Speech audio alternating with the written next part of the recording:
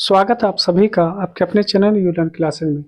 आज के वीडियो में हम लोग क्लास 10th के मैथ ऑब्जेक्टिव यानी मिक्स यानी क्वेश्चन करने वाले हैं और ये सारे के सारे ऑब्जेक्टिव क्वेश्चन होंगे, तो शुरू से लेकर अंत तक जुड़े रहिए। और क्योंकि ये सारे सवालों को हम हल करके आपको सिखाएंगे कि ऐसे सवाल जब आपके एग्जाम में आए तो कैसे आप लोग हल कर पाएंगे और सही आंसर आप लोग ढूंढ पाएंगे। देखिए, पहला सवाल अगर देखें तो यहाँ पे कह रहा है कि बेलन का वक्र पृष्ठीय क्षेत्रफल होता है।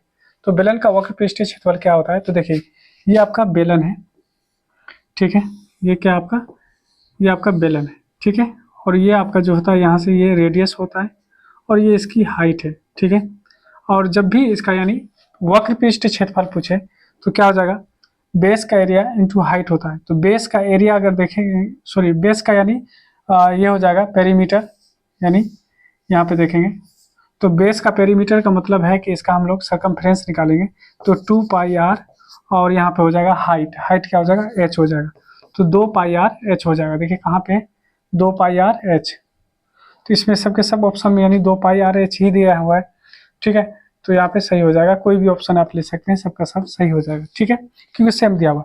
यही अगर यहाँ पे कुल पृष्ठीय क्षेत्रफल पूछ देता, कुल पृष्ठीय क्षेत्रफल, तब क्या हो जाता, तब इसमें जो है एक ऊपर में जो सर्कल है और एक नीचे में जो सर्कल है, दोनों के एरिया को यानी हम क्या करते, ऐड कर देते, 2 पाई आर स्क्वायर हो जाता। ये हो जाता तब आपका टोटल यानी सरफेस एरिया। लेकिन यहाँ पे केवल पूछा वक्र पृष्ठीय से है ना क्षेत्रफल, तो यहाँ पे आपका ये सभी सभी सेम ही है, तो कोई भी आपका आंसर हो सकता है। आइए अगला सवाल देखिए, कहता है कि एक सिक्के को उछालने पर जीत आने की प्रायिकता क्या होगा। तो देखिए, एक सिक्के में कितने पहलू होते हैं? अगर टोटल देखा जाए तो 2 पहलू होते हैं और जीत आएगा, जीत कितना आएगा, 2 में से एक ही तो आएगा ना, 1/2 हो जाएगा, जो कि ऑप्शन नंबर यानी आपका बी में दिया गया है। क्या है ऑप्शन नंबर बी हो जाएगा। आगे बढ़िए, ठीक है, यहाँ तक आप समझ चुके होंगे। अगला सवाल अगर देखें तो यहाँ पे कहता है कि 1/√2 है ना, 2 है। देखिए एक बात बता दें आपको, अगर रूट है और रूट के अंदर में अगर कोई अभाज्य संख्या है, अभाज्य संख्या, ठीक है, जिसको हम लोग प्राइम नंबर कहते हैं, तो वो क्या हो जाता है, वो आपका अपरिमेय संख्या हो जाता है। क्या हो जाता है? अपरिमेय संख्या होता है।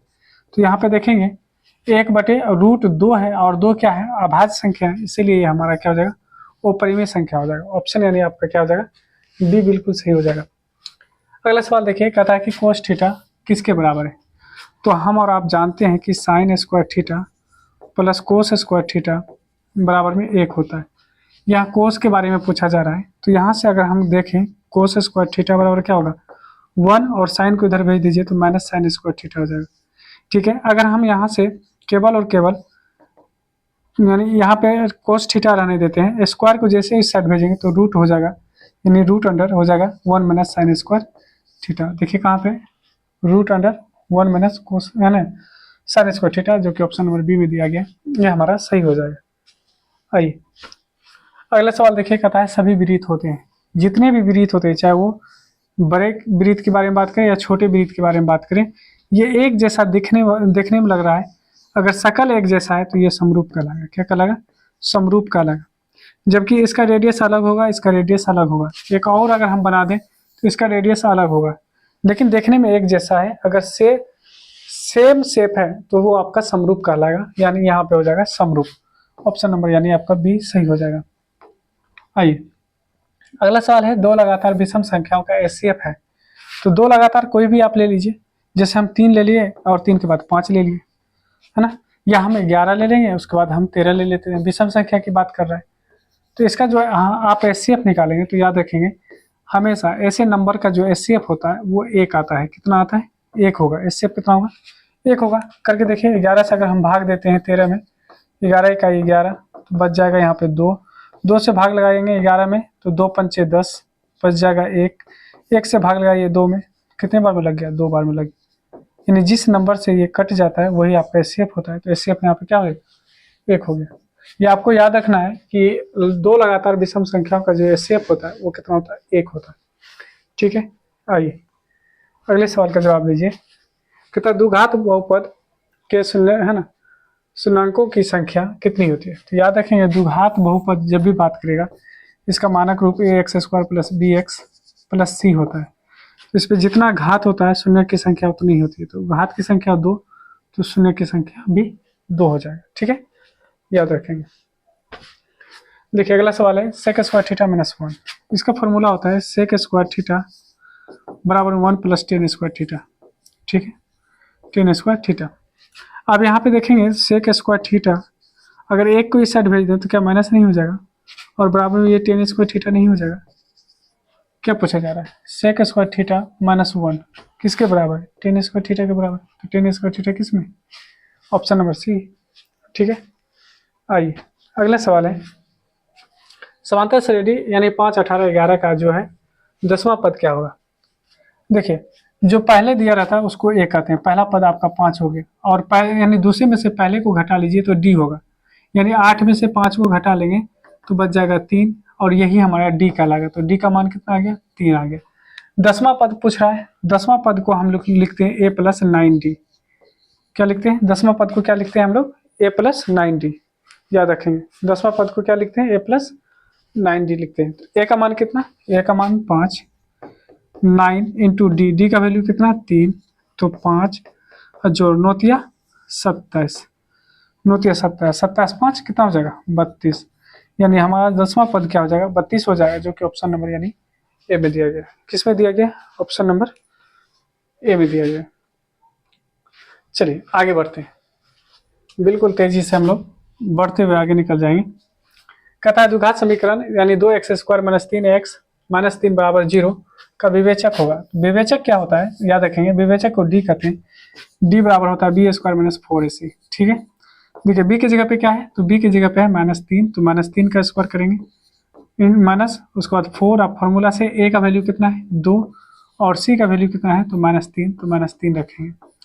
देखेंगे 3 3 9 हो जाएगा, और माइनस माइनस प्लस हो जाएगा, ये भी माइनस गुना माइनस प्लस हो जाएगा। 4 दूना 8, 8 3 24, 24 9 कितना हो जाएगा 33। क्या हम गलत लिखे, 3 3 9, 4 दूना 8, 8 3 24। ठीक है, गलत तो नहीं लिखे,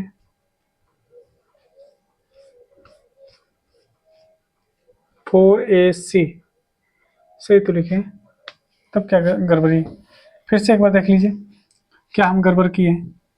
कहता है डी बराबर b² माइनस 4ac, विवेचक यही होता है।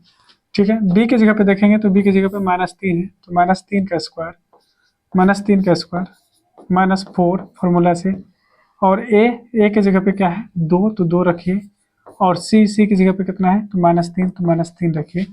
अब देखिए 3 3 9 हो जाएगा, और माइनस गुना माइनस प्लस हो जाएगा। 4 दूना 8, 8 3 24, तो हो जाएगा 33। आप लोग बताएंगे क्या आप लोग को कितना मिल रहा है, अगर 33 होगा तो ऑप्शन में तो कहीं पे नहीं दिया गया है ना, आंसर 33 होना चाहिए। चलिए आप लोग देख लीजिएगा, एक बार कमेंट करके बताइएगा जरूर। पहला है कि किस मान के लिए, ठीक है, अद्वितीय हल होंगे। अद्वितीय हल के लिए हम जानते हैं कि a1/a2 ये बराबर नहीं होता है b1/b2 के, ये बात हम लोग जानते हैं। अगर इतनी बात जानते हैं तो a1 का मान कितना है, के रख दीजिए। उसके बाद देखेंगे a2 का वैल्यू कितना है, a2 का वैल्यू है 2, तो 2 रखेंगे। ये बराबर नहीं होना चाहिए b1 का मान कितना है 7, और b2 का वैल्यू कितना है, तो b2 का वैल्यू कुछ नहीं तो यहाँ पे 1। ठीक है, क्रॉस मल्टीप्लाई कीजिए, जैसे क्रॉस मल्टीप्लाई करेंगे k गुना 1 तो k हो जाएगा, और ये बराबर नहीं होना चाहिए 2 गुना 7 यानी 14 के। कहाँ पे, किस ऑप्शन में, तो देखेंगे ऑप्शन नंबर यानी डी में दिया गया है, जो कि हमारा सही आंसर हो जाएगा। ठीक है, आइए अगला सवाल देखिए। कहता है कि किस चतुर्थांश में, याद है होगा आपको कि जब है ना कोऑर्डिनेट ज्योमेट्री की बात करते हैं तो ये प्रथम चतुर्थांश प्लस प्लस होता है, दूसरा माइनस प्लस होता है, ठीक है, तीसरा माइनस माइनस होता है, तीसरा क्या होता है माइनस माइनस होता है, चौथा प्लस माइनस होता है। तो देखिए पहला क्या है, पहले तो प्लस दिया है, दूसरे में माइनस दिया है। किस चतुर्थांश में, ये पहला होता है, ये दूसरा होता है, ये तीसरा होता है, और ये आपका चौथा होता है। तो यहाँ पे प्लस माइनस है, तो प्लस माइनस ऑप्शन नंबर यानी 4 में है, यानी चतुर्थांश में हो जाएगा। ठीक है, याद रखें। अगला सवाल है कि 2 5 7 3 3 6 का बहुलक होगा। देखिए 2 कितने बार आया है, 2 आया है 1 बार। 3 कितने बार आया है, 3 आया है 2 बार। 5 कितने बार आया है, 5 आया है 1 बार। 6 कितने बार आया है, 6 भी आया है 1 बार। 7 कितने बार आया है, 7 भी आया है 1 बार। सबसे अधिक बार कौन आया है? सबसे अधिक बार 3 आया है, इसीलिए हमारा आंसर जो बहुलक जो होगा 3 होगा, जो कि ऑप्शन नंबर यानी बी में दिया गया, सॉरी सी में दिया गया है। आइए अगला सवाल है, निश्चित घटना की है ना प्रायिकता होती है, तो याद रखेंगे निश्चित घटना की प्रायिकता 1 होती है और अनिश्चित की 0 होती है। अगला सवाल देखिए, कहता है √3/√12, ठीक है। चलिए √12, अब यहाँ पे अगर देखें, यहाँ पे 3 था, √3 है। अब देखिए यहाँ पे अगर हम देखें तो सबको हम एक साथ ले सकते हैं या तोड़ सकते हैं। √3 नीचे में देखेंगे तो √4 गुना √3 कर सकते हैं, 4 तिया 12। यहाँ से देखिए √3 इकाई √3 यानी कट जाएगा, 1/√4 हो जाएगा, और 4 का जो होता है 2 गुना 2 होता है, यानी 1/2 हो जाएगा, जो कि परिमेय संख्या हो जाएगा। क्या हो जाएगा? परिमेय हो जाएगा, ठीक है। 4 का वो यानी 2 का वर्गमूल होता है, याद रखें। कर रहा है 12वां पद क्या होगा? तो अभी अभी आपको बताए थे, जो पहले दिया रहता है वो a का मान होता है, a का मान 5, दूसरे में से पहले वाले को घटाएंगे, यानी 9 में से 5 को घटाइए तो आ जाएगा 4, d का मान आ गया 4, ठीक है। d का मान कितना आ गया? 4 आ गया। अब देखिए क्या करेंगे, क्योंकि 12वां पद पूछ रहा है तो 12वां पद के लिए a + 11d बोलेंगे, है ना। जितना बोलता है उसमें से एक हम लोग घटा के यानी लिखते हैं, तो याद रखेंगे a का मान कितना है? 5 + 11 गुना d का वैल्यू कितना है? 4 है, तो 5 + 11 चौके 44, 44 में 5 जोड़ेंगे तो 49 हो जाएगा, 49। ऑप्शन नंबर यानी डी में दिया गया। अगला सवाल देखेंगे, कहता है sin थीटा बराबर cos थीटा। याद रखेंगे ये sin cos हो सकता है, tan थीटा बराबर में cot थीटा हो सकता है, यानी cot थीटा हो सकता है, sec थीटा में cosec थीटा हो सकता है। ये तीनों में से कोई भी आपके एग्जाम में दे सकता है। याद रखेंगे दोनों को आप ऐड करेंगे, 90 डिग्री होना चाहिए। तो थीटा, इस साइड का थीटा मान लीजिए 1 है, ये थीटा 2 है, थीटा 1 + थीटा 2 बराबर में कितना आना चाहिए? 90 डिग्री आना चाहिए। कितना आना चाहिए? 90 डिग्री, जो कि आप ऑप्शन सी में, ठीक है। याद रखेंगे कभी कभी क्या करता है, आपको ऐसे दे देगा sin 67 डिग्री बराबर में कोस थीटा, तो बताइए थीटा बराबर व्हाट, ऐसे दे देगा। तो याद रखेंगे दोनों को जोड़ेंगे, 67 + थीटा बराबर में हमको क्या चाहिए? 90 चाहिए। अब देखिए थीटा बराबर क्या होगा? 67 जब उधर जाएगा तो 90 में से घटा दीजिए, तो हो जाएगा 3 2 23 डिग्री हो जाएगा। तो याद रखेंगे ऐसे भी सवाल यानी पूछे जाते हैं। अगला सवाल देखिए, कहता है निम्न में कौन परिमेय संख्या है? अगर परिमेय संख्या के बारे में बात किया जा रहा है तो है ना, यहाँ पे आपको देखने में ही मिल रहा होगा कि 2 रूट है ना, यहाँ पे देखिए 2√2 बटे में √2 दिया है, तो √2 से √2 कट जाएगा, बच जाएगा केवल 2। 2 क्या है? परिमेय संख्या है। बाकी बात तो देखिए अभाज्य संख्या है, वो परिमेय हो जाएगा। ये भी अभाज्य संख्या का गुणनफल है, यानी 2 गुना 3 है, अभाज्य संख्या का गुणनफल है, ये भी अपरिमेय हो जाएगा। √3 ये भी क्या आपका अपरिमेय। आंसर क्या होगा? Option B. अगला सवाल देखिए, कहता है निम्न में कौन अभाज्य संख्या है ना। अभाज्य संख्या उसको कहते हैं जिसमें खुद से या 1 से भाग लगे, तो वो आपका क्या है? 11 है। 11 में 1 से ही भाग लगेगा या फिर 11 से ही लगेगा। आइए, कहता है एक घात वाला बहुपद क्या कहलाता है? एक घात वाला जो बहुपद है वो रेखिक कहलाता है। क्या कहलाता है? रेखिक कहलाता है, याद रखेंगे। अगला सवाल है कि बिंदु यानी 2 और 3 का दूरी मूल बिंदु से क्या होगा? तो मूल बिंदु से आपको दूरी बताया गया है कि x² + y² होता है और √अंडर होता है। तो x की जगह पे क्या है? 2, 2 का स्क्वायर, और y की जगह पे देखेंगे तो 3, 3 का स्क्वायर। तो 2 गुना 2 क्या होता है? 4, 3 तिया क्या होता है? 9, और देखिए 9 4 कितना होगा? 13, तो √13 हो जाएगा, जो कि ऑप्शन नंबर यानी बी में दिया गया। किस में दिया गया? ऑप्शन नंबर बी में दिया गया। 10a बराबर में दिया है ना, 3/4, तो cos a बराबर क्या होगा? ये पूछा जा रहा है, ठीक है।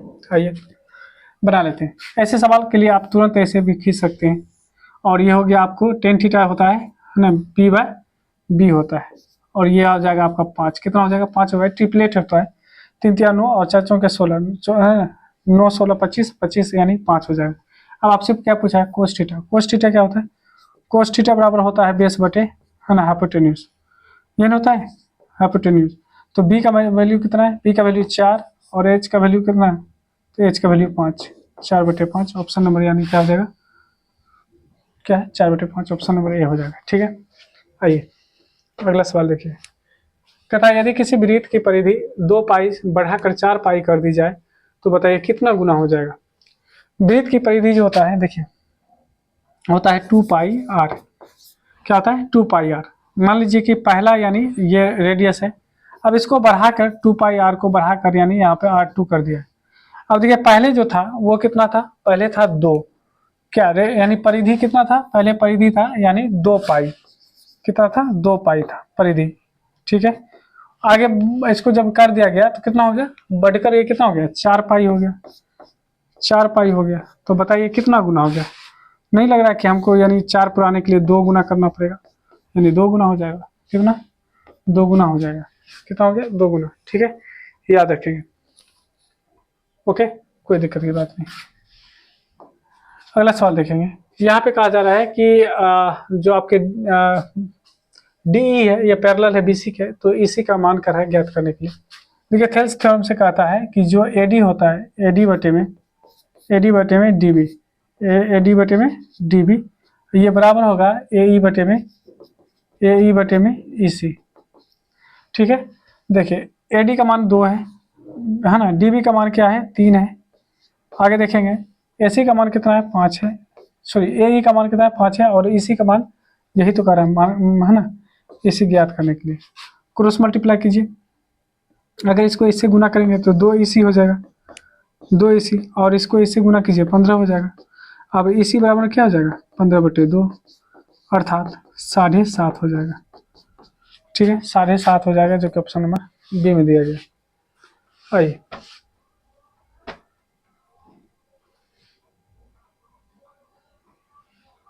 क्या दिक्कत हुआ,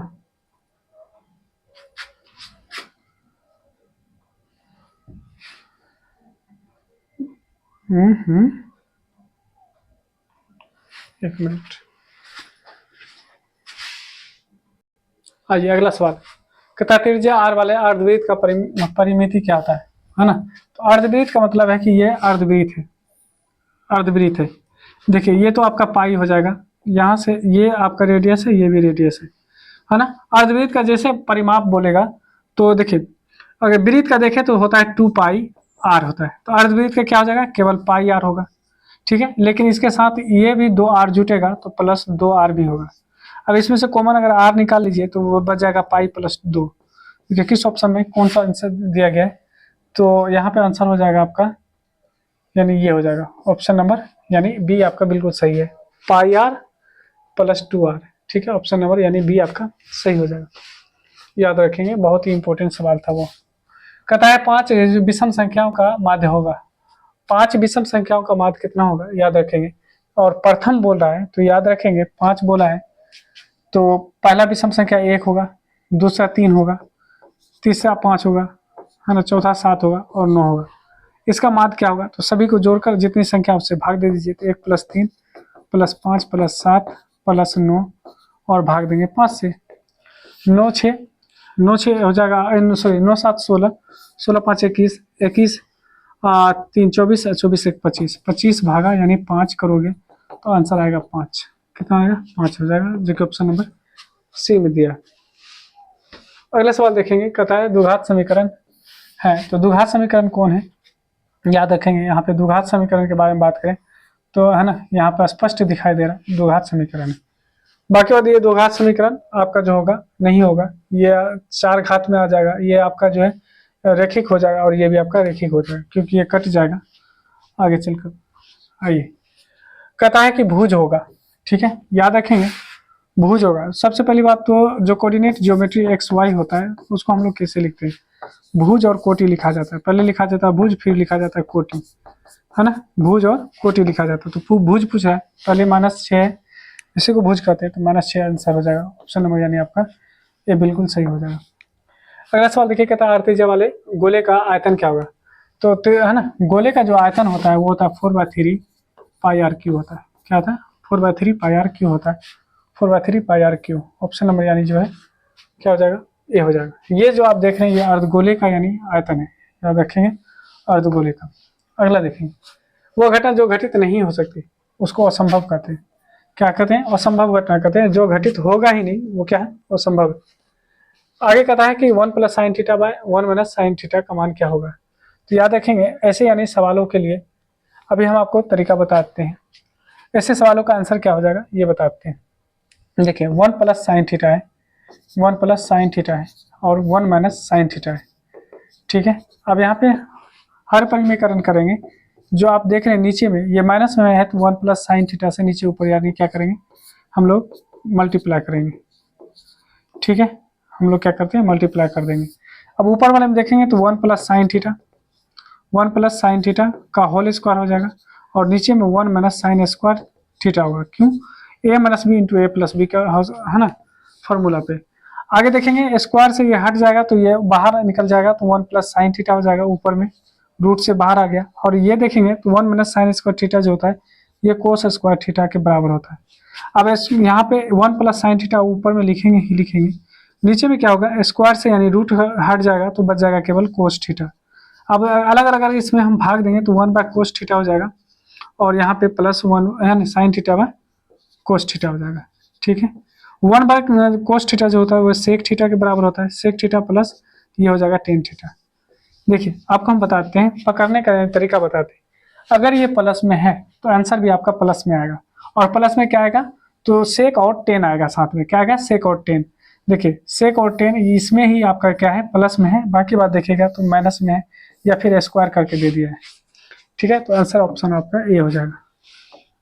आइए अगला सवाल देखेंगे, कहता है 0 0 और यहाँ पे यानी 3 दिया है, संरेख है, संरेख पूछ रहा है तो है ना एक्स वाई संरेख है तो बताएंगे इसका क्या होगा। संरेख के लिए हम और आप जानते हैं एक फॉर्मूला जानते हैं कि क्या होता है 1/2। ठीक है, यहाँ पे देखेंगे क्योंकि ये त्रिभुज के एरिया पे यानी आ जाता है x1 y2 माइनस y3 फिर x2 y3 माइनस y1 फिर होता है आपका x3 y1 माइनस y2 ये होता है बराबर में 0। बराबर में क्या होता है 0 होता है। देखिए x1 का यहाँ देखिए अगर इसको उस साइड भेजेंगे तो 0 ही हो जाएगा क्योंकि 1/2 0 से मल्टीप्लाई होगा तो 0 हो जाएगा। x1 का वैल्यू ये हो गया आपका x1, ये हो गया आपका x2 और ये हो गया आपका x3, ये हो गया y1, ये हो गया y2, ये हो गया y3। x1 का वैल्यू देखेंगे तो 0 है, क्या है यहाँ पर अगर देखेंगे तो 0। अब अगर ये 0 है तो यानी पूरे का वैल्यू को क्या कर देगा 0 ही कर देगा। चलिए इस बात को हम समझ गए। अगर x का वैल्यू 0 है तो ये पूरा 0 कर देगा। x2 का वैल्यू पे आ जाते हैं, x2 का वैल्यू 1 है तो 1 रख दीजिए। उसके बाद देखिए y3 का मान कितना है तो y3 का मान y है तो y रखेंगे। उसके बाद कहता है माइनस y1, y1 का मान क्या है 0 तो 0 रख दीजिए। फिर प्लस x3 क्या रखेंगे x3, x3 क्या है x3 की जगह पे x है। फिर कहता है y1 का मान है 0 माइनस y2 का मान क्या है 2। ठीक है, बराबर में 0 हो जाएगा। अब देखिए ये तो पूरा 0 हो जाएगा, ये y हो जाएगा और ये आपका क्या हो जाएगा यानी यहाँ पे हो जाएगा x गुना 0 तो यानी आपका 0 ही हो जाएगा और x गुना माइनस 2 तो यहाँ पे हो जाएगा आपका माइनस 2x बराबर में 0 तो यहाँ पे हम कहेंगे y बराबर में 2x। देखिए किस ऑप्शन में दिया गया है y बराबर में 2x, y बराबर में y बराबर में 2x ऑप्शन नंबर यानी बी में दिया है y बराबर में 2x। आइए आगे कर रहा है यहाँ पे कि इसका वैल्यू क्या होगा। देखिए ऐसे सवाल जब भी आते हैं कि है ना माइनस में अगर हो तो 0 आंसर हो जाएगा। Sine 38 degree minus cos 52 degree. अब इसको किसी को चेंज करना होगा। अगर हम यहाँ पे देखिए साइन यहाँ पे ऐसे करें 90 माइनस 38 डिग्री, ठीक है, और यहाँ पे हो जाएगा कोस 52 डिग्री। तो ये आगे चल कर ये कोस 52 डिग्री हो जाएगा माइनस कोस 52 डिग्री हो जाएगा। तो ये कट करके क्या हो जाएगा 0 हो जाएगा। क्या हो जाएगा 0 हो जाएगा। आंसर हम लोग का 0 हो जाएगा। आइए अगला सवाल देखेंगे, कहता है एपी का 11वां पद बताइए। तो ए का मान कितना, ए का मान -3 हो जाएगा। डी का मान क्या हो जाएगा, हम बोले थे दूसरे में से पहले वाले को घटा लीजिए। दूसरा क्या है -1/2, इसमें से घटाएंगे किसको पहले वाले को। घटा के देखिए 1/2 माइनस माइनस प्लस 3, इसके नीचे कुछ है तो 1, यहाँ पे एलसीएम 2 हो जाएगा तो यानी -1 और ये हो जाएगा 6 यानी 5/2 हो जाएगा। डी का मान कितना हो जाएगा 5/2 हो जाएगा। 5/2 आप लोग कर लीजिएगा क्योंकि ऑब्जेक्टिव सवाल है, थोड़ा सा फास्ट में ही करना पड़ेगा। ठीक है, आइए क्योंकि हमसे 11वां पद पूछा है तो ए प्लस 10d लिखेंगे हम लोग। 10d, ए का वैल्यू कितना है -3 प्लस 10 इंटू डी, डी का वैल्यू क्या है तो 5/2 है। 2 से भाग लगाएंगे, 2 पंचे 10। अब देखेंगे यहाँ पे हो जाएगा आपको -3 और 5 × 5 25। ठीक है, 25 में से 3 घटाइए तो 22 हो जाएगा, जो कि आपका ऑप्शन नंबर यानी बी में आंसर सही हो जाएगा। ठीक है, बी आपका बिल्कुल सही हो जाएगा। आइए, कथा निम्न में कौन अपरिमेय संख्या है? ये देखेंगे तो 8 × 8 = 64 और 6 × 6 = 36, ये परिमेय हो जाएगा। 9 × 9 = 81, ये परिमेय हो जाएगा। और यहाँ 7 × 7 = 49, 3 × 3 = 9, ये भी परिमेय हो जाएगा। तो अपरिमेय क्या है? तो अपरिमेय आपका ऑप्शन सी हो जाएगा। आइए, इस सवाल का आंसर करेंगे हम लोग। इसका आंसर क्या होगा? ठीक है, यहाँ पे देखें तो कहता है 5 tan थीटा बराबर में, है ना, 5 tan थीटा - 4 बराबर में 0। तो 5 tan थीटा बराबर में 4, तो tan थीटा बराबर में क्या हो जाएगा? 4/5 हो जाएगा। नहीं हो जाएगा? अब देखिए इसमें क्या करेंगे, सभी में यानी कोस से भाग दे दीजिए। जब कोस से भाग देंगे तो देखिए ये आपका जो साइन थीटा बटे कोस थीटा हो जाएगा। हम कोस से भाग देने के लिए बात कर रहे हैं। 4 cos theta by cos theta, नीचे ऊपर सभी में हम भाग देंगे। यहाँ देखिए 5 साइन थीटा और नीचे हम कोस थीटा से भाग दिए प्लस कोस थीटा बटे कोस थीटा। अब देखिए 5 cos theta by sine theta by cos theta, ये tan थीटा हो जाता है, tan थीटा। ये देखिए 4 का 4 कोस कोस कट जाएगा, 1 गुना, है ना, 4 4 ही होगा। देखिए 5 और ये हो जाएगा आपका tan थीटा और प्लस में ये कट कर 1 हो जाएगा। अब देखिए यहाँ पे 5 tan थीटा का मान कितना आया? tan थीटा का मान आया 4/5, तो लिखेंगे 4/5 माइनस में 4, यहाँ आएंगे 5 × 4/5 tan थीटा का मान और प्लस में 1। ठीक है, 5 से 5 कट गया, 5 से 5 कट गया, तो 4 में से 4 गया 0, 4 में से 4 चला जाएगा और यहाँ पे से 4 में 1 जुटेगा, तो यानी 0/5 अर्थात करने मतलब 0। हमारा आंसर हो जाएगा 0। ऑप्शन नंबर क्या हो जाएगा? सी हम लोग का सही आंसर हो जाएगा। ऑप्शन नंबर सी हम लोग का आंसर हो जाएगा। ठीक है, चलिए आइए अगले सवाल का जवाब देंगे। कहता है कि वृत्त के केंद्र पर कौन होता है? तो याद रखेंगे वृत्त के केंद्र पर 360 डिग्री का कोण होता है। कितना? 360 डिग्री का। 3 माध्य बराबर बहुलक, है ना, प्लस 2 माध्य होता है। कितना होता है? 2 माध्य, जो कि ऑप्शन नंबर यानी ए में दिया गया। अगले आगे देखेंगे कोट थीटा माइनस, है ना, कोट 90 डिग्री माइनस थीटा बराबर में होता है tan थीटा। क्या होता है? tan थीटा, जो कि ऑप्शन नंबर बी में दिया गया। ठीक है, आइए अगला सवाल है कि 2.2 पे, है ना, रेकरिंग है। तो याद रखेंगे ऐसे सवाल को हम कैसे बनाते हैं। तो ऐसे सवालों के लिए जितना पे रेकरिंग है उतना 9 लेंगे, उसके बाद देखिए 2 लिखेंगे, उसके आगे जितना है नंबर है उसको घटा दीजिए, तो 2/9 ऑप्शन नंबर क्या हो जाएगा? हमारा आंसर हो जाएगा, यानी करेंगे 2/9। ठीक है, ऑप्शन डी सही हो जाएगा। आइए अगला सवाल देखिए। कहता है रैखिक समीकरण का घात होता है। रैखिक समीकरण का घात 1 होता है। ठीक है, अगला देखिए, कहता है किसी समबाहु त्रिभुज की भुजा 2a है तो उसकी ऊंचाई क्या होगा? तो देखिए समबाहु त्रिभुज की जो यानी ऊंचाई होता है, याद रखेंगे ऊंचाई होता है √3a। तो देखिए √3 और a के जगह पे क्या दिया है? a का मतलब भुजा और √3 बाय, हाँ यही होता है ना, हाँ यही होता है। तो 2a, तो क्या हो जाएगा? तो यहाँ पे हो जाएगा आंसर 2a√3। कितना हो जाएगा? 2a√3 ऑप्शन नंबर यानी सी बिल्कुल सही है। ठीक है, ये फॉर्मूला होता है, याद रखेंगे ये फॉर्मूला होता है। ए का मतलब क्या होता है? साइड होता है। वृत्त की सबसे बड़ी जीवा को हम लोग क्या कहते हैं? तो व्यास कहते हैं। वृत्त की सबसे जो कि केंद्र से होकर जाएगी तो उसको हम लोग व्यास कहते हैं, है ना, डायमीटर कहते हैं। आइए आगे कहता है कि यदि 4 लगातार, है ना, विषम संख्या का मान 6 है तो सबसे बड़ी संख्या बताइए। क्या है सबसे बड़ी संख्या? आपसे पूछा जा रहा है। अगर x मान लीजिए आपका क्या है? पहला विषम संख्या है, तो याद रखेंगे अगर कोई विषम संख्या है तो उसमें आपको सम ही जोड़ने पे फिर विषम मिलेगा, याद रखेंगे। तो पहला ये हो गया, तो दूसरा क्या हो जाएगा? x + 2 हो जाएगा। तीसरा क्या हो जाएगा? x + 4 हो जाएगा। और जो है ना चौथा क्या होगा? x + 6 हो जाएगा।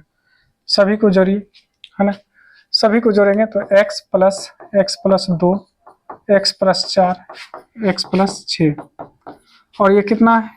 कितनी संख्या है? तो 4 संख्या, तो 4 से भाग देंगे और इसका माध्य कितना दिया है? 6 दिया है। ठीक है, तो 1 2 3 4, 4x और जोड़िए 2 और 2 है ना 4, 6 6 12 प्लस 12 और ये 4 इधर जाएगा तो 6 चौके 24 हो जाएगा। क्या हो जाएगा? 6 चौके 24 हो जाएगा। ठीक है, ये आपस में गुना हो जाएगा। 12 उधर जाएगा तो कितना हो जाएगा? तो याद रखें 4x बराबर में 24 में से 12 घटाइए, तो 12 उधर जाएगा तो 24 में से 12 घट जाएगा, तो 4 तिया 12। तो x का वैल्यू कितना हो जाएगा? 3। सबसे बड़ी संख्या पूछ रहा है तो इसका मतलब है कि x का वैल्यू 3 होगा। 3 6 कितना हो जाएगा? 9, यानी हमारा आंसर ऑप्शन बी हो जाएगा। क्या हो जाएगा? क्योंकि बड़ी संख्या यही होगा ना। चलिए अगला सवाल है, कहता है कि यदि पी बराबर में आपको 0.07 दिया है तो पी नोट का मान बताइए। तो याद रखेंगे कि प्रायिकता का मान 1 होता है और 1 में से इसको घटा लीजिए। 1 में से जैसे इसको घटाते हैं हम लोग 0.07 को, तो कितना आ जाएगा?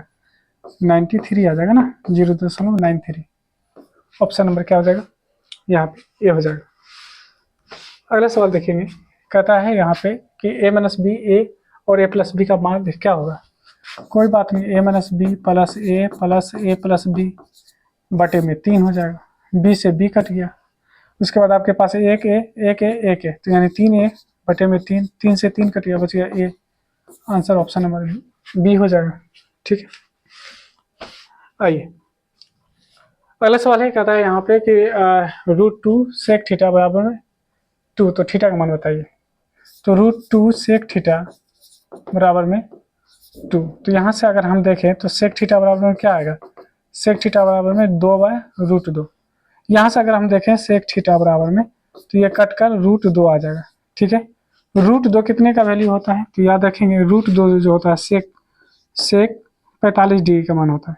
कितना? सेक 45 डिग्री का। तो हमारा आंसर ऑप्शन बी हो जाएगा। ठीक है, ऑप्शन बी हो जाएगा। अगले सवाल देखेंगे, कौन सा युग्म सआभाज्य संख्या? सआभाज्य संख्या का मतलब है जिनके बीच है ना क्या होता है?